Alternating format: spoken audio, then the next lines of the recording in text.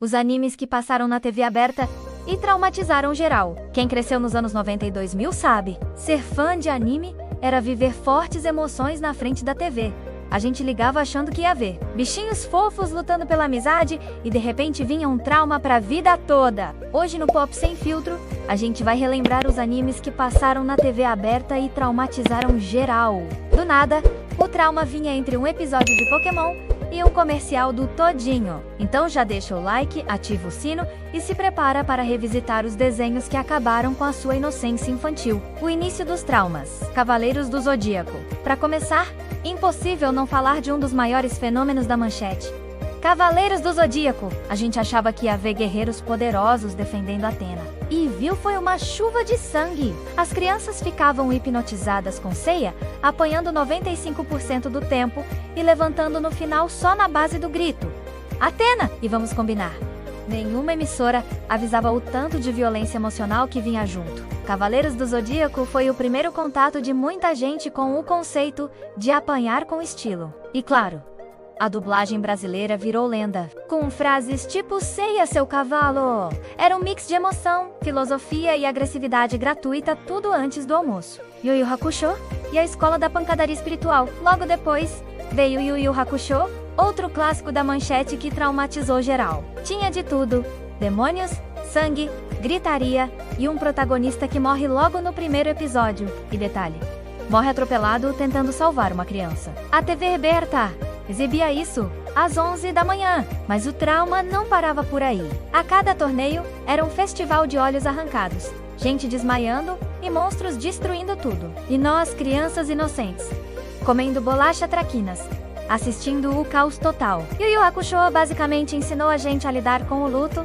a violência e o bullying, tudo de uma vez. Pokémon e o episódio proibido. Agora, o trauma pode vir de forma mais tecnológica, porque quem assistia Pokémon lembra do episódio lendário, o famoso episódio proibido. Em 1997, no Japão, um episódio com Porygon causou convulsões em mais de 600 crianças por causa das luzes piscando. Claro que esse episódio nunca foi exibido aqui, mas o boato se espalhou e traumatizou geral.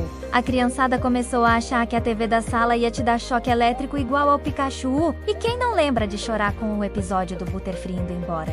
Ou quando o Pikachu quase fica sem o Ash? Pokémon podia parecer fofinho, mas era sofrimento disfarçado de arco-íris. Dragon Ball Z, o trauma da eternidade.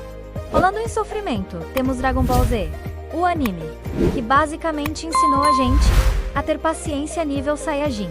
Lembra quando o Goku ficava 3 episódios gritando para virar Super Saiyajin? E a gente lá, firme, acreditando que no próximo episódio ele finalmente ia lutar. Mas o próximo episódio era só o Vegeta olhando com cara de ódio e o narrador dizendo: "O que acontecerá agora?" Dragon Ball Z traumatizou uma geração inteira com ansiedade, mas também nos deu lições valiosas, que dá pra vencer qualquer inimigo se você tiver amigos, determinação e uns 20 episódios de gritaria.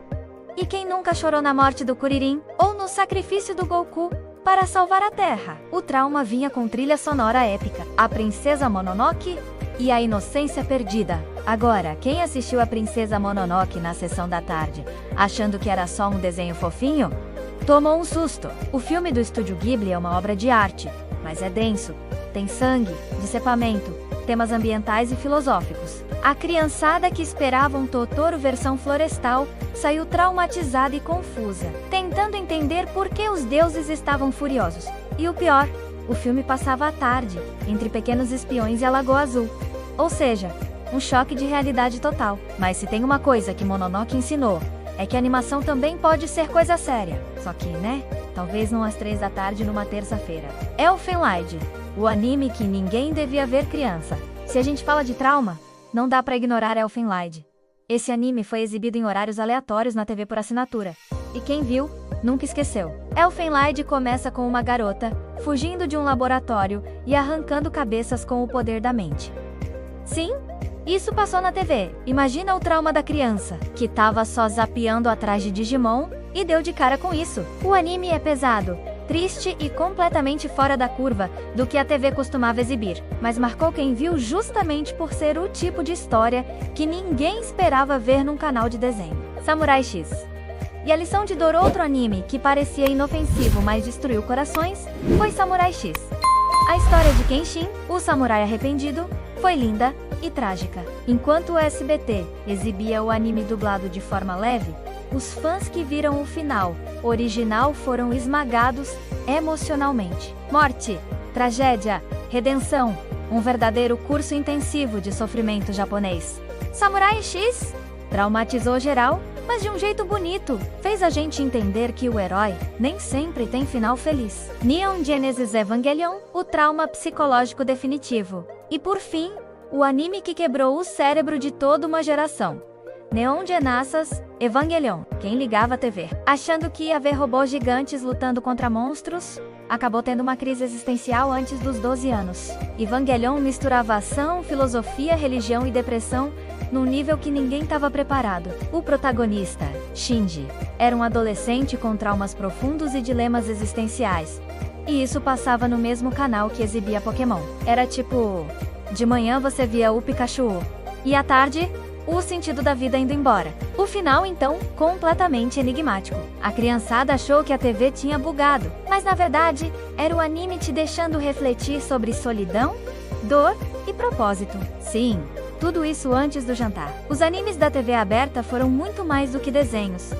Foram aulas emocionais que moldaram toda uma geração. Entre monstros, golpes de energia e lágrimas, eles ensinaram lições de coragem, amizade e trauma. Mas a verdade é que a gente amava tudo isso! E é por isso que, mesmo depois de tantos anos, essas histórias continuam vivas no coração e na terapia de quem viveu essa época. Agora, me conta aí nos comentários. Qual anime te traumatizou na infância? E qual deles você ainda assiste mesmo sabendo que vai chorar? Se curtiu, deixa o like e compartilha com aquele amigo que ainda sofre por causa do final de Evangelion.